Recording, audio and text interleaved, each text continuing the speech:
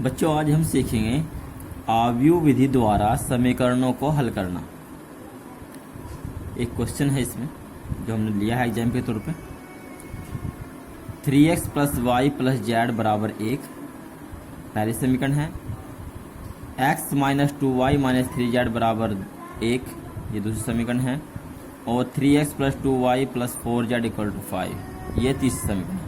इन तीनों समीकरणों को हमें आव्यूह विधि द्वारा हल करना है। इस तरह का क्वेश्चन एग्जाम में हर साल आता है। 5 नंबर में भी आ सकता है और 8 नंबर में।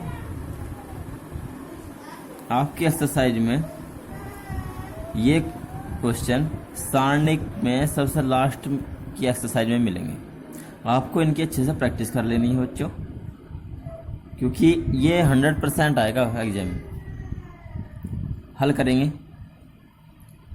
जैसे कि ऊपर लिखा है आव्यूह विधि द्वारा समीकरणों को हल करना, तो यहाँ लिखेंगे समीकरणों को आव्यूह रूप में लिखने पर, इन समीकरणों को आव्यूह रूप में लिखने पर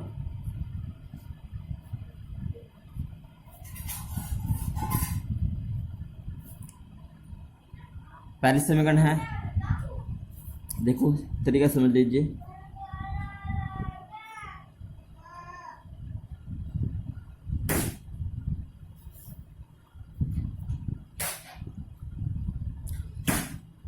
आपको कॉलम में लिखना है ऊपर से। देखिए यहाँ पे x का गुणांक है 2, यहाँ से गुणांक है 1 और यहाँ 3, तो 2 1 3। यहाँ x का y गुणांक है 1, यहाँ है -2 और यहाँ है 2, तो 1 -2 और 2।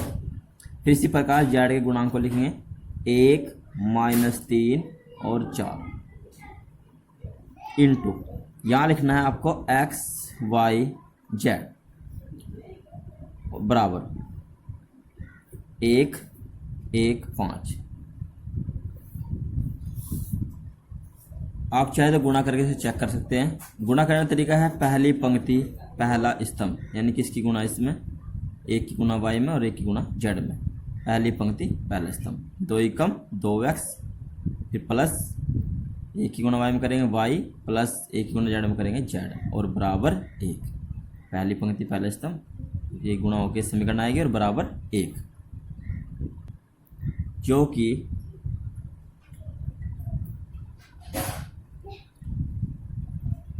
ax बराबर b के रूप का है। जो कंडीशन है यह ax बराबर b के रूप की है। a आव्यूह हमारा है ये 3/3 का, b x आव्यूह हमारा है xyz और बराबर b आव्यूह हमारा है 1 1 5। अब ax बराबर b के रूप का है, तो x बराबर है a को हम इस साइड लेंगे तो जगह a इनवर्स इंटू b, समीकरण नंबर 4। अब इस क्वेश्चन में कंप्लीट कार्य a इनवर्स पर निर्भर करता है। जब हम a इनवर्स याद कर लेंगे तब हम उसमें b की गुणा करेंगे और b की गुणा करके x y z की वैल्यू फाइंड करेंगे। तो a इनवर्स याद करने के लिए सबसे पहले हम निकालेंगे a का मापांक। अब a का मापांक, a आव्यूह का मापांक, a का मापांक a आव्यूह ये है, यहाँ पे 2 इंटू मिलेंगे, इसके आमने सामने संख्या कैंसिल कर देंगे, ये भी कैंसिल ये भी कैंसिल, बचे ये और ये, गुणा करेंगे क्रॉस मल्टीप्लाई, 4 दूनी 8 माइनस 3 दूनी 6, माइनस के बैठ रहे हैं और माइनस यहाँ है +6। आगे चलेंगे -1 इंटू मिलेंगे, आमने सामने संख्या कैंसिल कर देंगे, क्रॉस मल्टीप्लाई करेंगे, बचे ये 4 एकम 4 माइनस 3 3 9 और माइनस है प्लस के 9। फिर आगे चलेंगे +1, पंक्ति का सापेक्ष जो हम इसका प्रसार कर रहे हैं, यानी कि इसका मापांक निकाल रहे हैं। +1 इंटू मिलेंगे, प्लस माइनस प्लस चिन्ह परिपाटी पहले बताई थी हमने कि यहाँ पे प्लस फिर माइनस फिर प्लस, प्लस माइनस प्लस। 1 के सामने सामने कैंसिल कर देंगे संख्या है, ये भी कैंसिल ये भी कैंसिल, 2 एकम 2 माइनस 3 दूनी 6 माइनस के बैठ रहे हैं तो हो जाएगा प्लस के 6। सोल्व करेंगे, ये बैठ रहे हैं माइनस के 2, माइनस के 8 प्लस के 6, माइनस के 2, माइनस के 2 गुना 4 2 में होगी तो माइनस के 4, ये हो जाएंगे प्लस के 13 और माइनस के बाहर मल्टीप्लाई है तो माइनस के 13। 6 और 2 8 और 8 एकम 8, घटाएंगे तो ये हो जाएगा माइनस के 17 प्लस के 8 माइनस के 9। ये हो गया ए का मापांक। अब हम ज्ञात करेंगे एडजॉइंट ए, और एडजॉइंट ए ज्ञात करने के बाद हम ज्ञात करेंगे ए इनवर्स। ए इनवर्स होता है एडजॉइंट ए अपॉन ए का मापांक। अब ए के सहखंडज अवयव, ए के सहखंडज अवयव। पिछली वीडियो में हमने ए के सहखंडज अवयव 3/3 का जब हमने अवयव लिया था उसके याद करने सिखाए थे हमने आपको। तो C11 C12 सारे लिख लेंगे पहले, C13 C21 C22,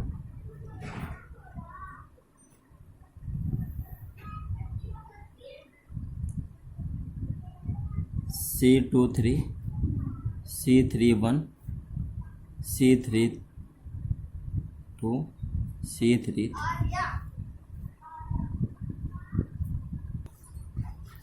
जल्दी से इस स्ट्रक्चर को तैयार कर लेंगे।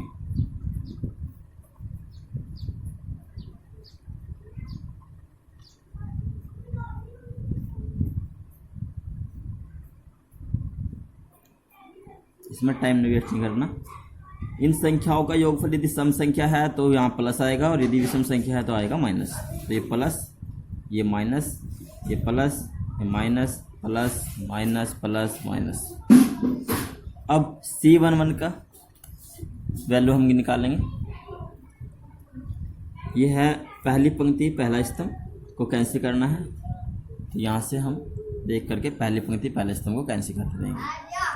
पहली पंक्ति कैंसिल, पहला स्तंभ कैंसिल, तो बचे यहाँ -2 2 -3 4, -2 2 -3 4, -2 2 -3 4।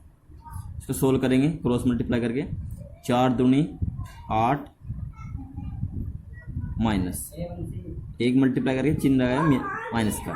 3 दूनी 6 और माइनस के 6 बैठ रहा है तो प्लस के 6 हो जाएगा, क्योंकि माइनस के चिन्ह यहाँ पे पहली मल्टीप्लाई में से दूसरी मल्टीप्लाई घटानी है। माइनस के 8 प्लस के 6 माइनस के 2, ऐसे सबकी वैल्यू निकाल लेंगे। C12 यानी कि पहली पंक्ति कैंसिल है, दूसरा स्तंभ कैंसिल करेंगे। तो पहली पंक्ति कैंसिल, दूसरा स्तंभ कैंसिल, तो बचे 1 3 और -3 4। तो 1 3 -3 4, 1 3 -3 4। अब गुणा करेंगे, माइनस के चिन्ह रखेंगे। 4 एकम 4 माइनस 3 3 9 माइनस के बैठ रहे हैं और माइनस यहाँ है प्लस के 9 9 और 4 13 12 माइनस है तो माइनस के 13। इस प्रकार से बच्चों पहली पंक्ति तीसरा स्तंभ कैंसिल, दूसरी पंक्ति पहला स्तंभ कैंसिल, दूसरी पंक्ति दूसरा स्तंभ कैंसिल करके ऊपर से इस अवयव ए में से सारे के सारे कोफैक्टर निकाल लेंगे। अब हम इस जल्दी से कर रहे हैं। पहली पंक्ति कैंसिल और तीसरा स्तंभ कैंसिल, तो यहाँ बचेंगे 1 -2 3 2। सोल्व करेंगे, 2 एकम 2 माइनस के चिन्ह लगाएंगे, 3 दूनी 6 माइनस के बैठ रहे हैं तो प्लस के 6 हो जाएंगे, ये हो जाएंगे 8। फिर दूसरी पंक्ति पहला स्तंभ कैंसिल करेंगे, ऊपर से आप भी दूसरी पंक्ति कैंसिल पहला स्तंभ कैंसिल, तो बचा 1 1 2 4 1 1 2 4। तो 1 1 2 4 4 एकम गुणा कर देंगे, 4 एकम 4 माइनस 2 एकम 2, घटाएंगे 2 आएंगे और बाहर माइनस के चिन्ह है तो माइनस के 2। इस तरह से आप भी जल्दी जल्दी से करके इसको जो है सोल्व कर लेंगे। अब हम जल्दी से कर रहे हैं बच्चों इसको। दूसरी पंक्ति दूसरा स्तंभ कैंसिल, तो बचेंगे ऊपर दूसरी पंक्ति दूसरा स्तंभ कैंसिल करेंगे तो बचेंगे 2 1 3 4। 2 1 3 4 गुणा करेंगे, 4 दूनी 8 माइनस 3 एकम 3, 4 दूनी 8 माइनस 3 एकम 3, घटाएंगे 5। दूसरी पंक्ति तीसरा स्तंभ कैंसिल, दूसरी पंक्ति कैंसिल, तीसरा स्तंभ कैंसिल, तो बचेंगे 2 1 3 2, गुणा करेंगे 2 दूनी 4 माइनस 3 एकम 3, 4 माइनस 3 1, तो बाहर है माइनस 3 तो माइनस का 1। तीसरी पंक्ति पहला स्तंभ कैंसिल, तीसरी पंक्ति कैंसिल, पहला स्तंभ कैंसिल, तो बचेंगे 1 1 माइनस के 2 माइनस के 3, गुणा करेंगे 3 एकम 3 माइनस 2 एकम 2, और माइनस का बैठ रहा है माइनस यहाँ है प्लस के 2 माइनस 1।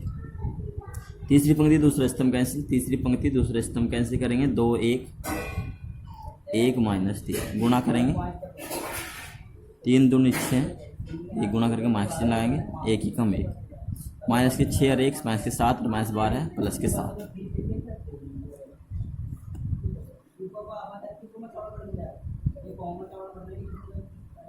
फिर यहाँ से गुणा की तीसरा पंक्ति तीसरा स्तंभ कैंसिल, तीसरी पंक्ति और तीसरा स्तंभ कैंसिल, तीसरी पंक्ति कैंसिल, तीसरा स्तंभ कैंसिल, तीसरी पंक्ति तीसरा स्तंभ, तो बचेंगे 2 1 1 माइनस 2, 2 दूनी 4 और माइनस 1 एकम 1, माइनस 4 और 1 माइनस के 5।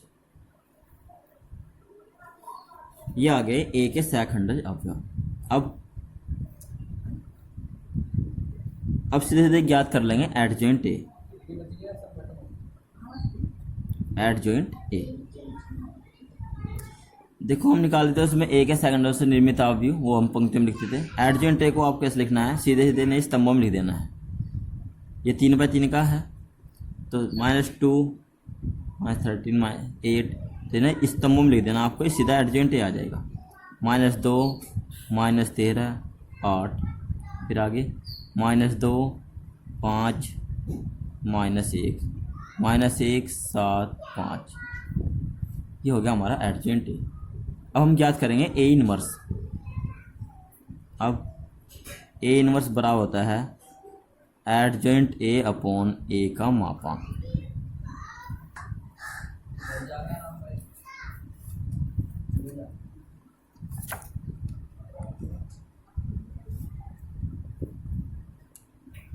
इसलिए ए इनवर्स बराबर एडजॉइंट ए अपॉन ए का मापांक।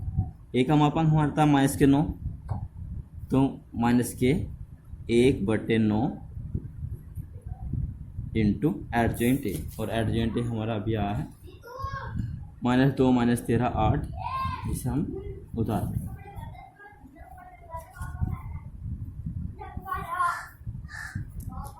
-2 -2 -1 माइनस के 13 5 7 8 -1 -5, यह है हमारा एडजॉइंट ए अपॉन ए का मापांक। ये हो गया हमारा ए इनवर्स। अब हमें ज्ञात करना है एक्स वाई जेड की वैल्यू समीकरण 4 से। समीकरण 4 हमारी यह थी, जो कि ए एक्स बराबर बी के रूप का है। समीकरण था ए ऑफ यू, ये एक्स और ये बी, और एक्स बराबर है यहाँ से ए इनवर्स इंटू बी। तो अब हमें एक्स की वैल्यू यानी कि एक्स वाई जेड की वैल्यू निकालने के लिए ए इनवर्स इंटू बी की मल्टीप्लाई करनी पड़ेगी। समीकरण 4 से एक्स बराबर A inverse into B. X ऑब्यू है हमारा एक्स वाई जेड बराबर ए इनवर्स अभी ऊपर फाइंड किया है -1/9 -2 -2 -1 -13 5 7 8 -1 -5 इंटू बी। बी आयु है हमारा 1 1 5। मल्टीप्लाई करेंगे एक्स वाई जेड बराबर -1/9। इसमें एक बात ध्यान रखनी है कि ये जो ए का मापांक है, इसकी जो मल्टीप्लाई हम जब भाग करेंगे 9 से अंदर या कोई भी संख्या यहाँ पर आएगी तो लास्ट में करनी है, इन दोनों की मल्टीप्लाई करने के बाद। ध्यान रखना है, पहले नहीं करनी, इससे आप कन्फ्यूज हो जाओगे यदि, क्योंकि पूरा डिवाइड नहीं हो पाएगा। तो पहली पंक्ति पहले स्तंभ गुणा करेंगे, ये आव्यू 3/3 का है और ये आव्यू 3/3 1 का है। इसमें स्तंभों की जो संख्या है वो इसकी पंक्तियों की संख्या के बराबर है, इसलिए मल्टीप्लाई संभव है। तो मल्टीप्लाई करेंगे यहाँ से, पहली पंक्ति पहला स्तंभ 2 एकम 2 प्लस, फिर प्लस लगाएंगे 2 एकम 2 और यहाँ माइनस है तो माइनस के 2, फिर 1 पंजे 5 माइनस के 5। तो पहली पंक्ति पहला स्तंभ, फिर पहली पंक्ति दूसरा स्तंभ है नहीं इसमें, आगे चलेंगे दूसरी पंक्ति पहला स्तंभ, तो दूसरी पंक्ति में लिखेंगे एक स्तंभ है। तो दूसरी पंक्ति पहला स्तंभ 13 एकम 13 प्लस 5 एकम 5 प्लस 7 पंजे 35। फिर तीसरी पंक्ति पहला स्तंभ 8 एकम 8 और 1 एकम 1 माइनस 1 और 5 पंजे 25 माइनस के 25। तो X Y Z of U बराबर माइनस के 1/9 इंटू, सोल्व करेंगे माइनस के 9, ये हो जाएंगे 40 में से 13 जाएंगे, ये बचेंगे 27 और ये हो जाए 26 में से 8 जाएंगे, बचेंगे माइनस के 18। और एक्स वाई जेड बराबर -9 से इसको डिवाइड करेंगे, जब -9 से डिवाइड करेंगे तो बचेगा 1 9 एकम 9 9 दिया 27, चिन्ह रहेगा यहाँ माइनस का, और 9 दूनी 18। इसलिए x बराबर 1, y बराबर -3 और z बराबर 2, ये हमारा आंसर। इस तरह क्वेश्चन आपके एक्सरसाइज में सारणिक के जो सबसे लास्ट की एक्सरसाइज है उसमें काफ़ी क्वेश्चन दिए गए हैं, उन क्वेश्चनों की आप प्रैक्टिस कर लेना।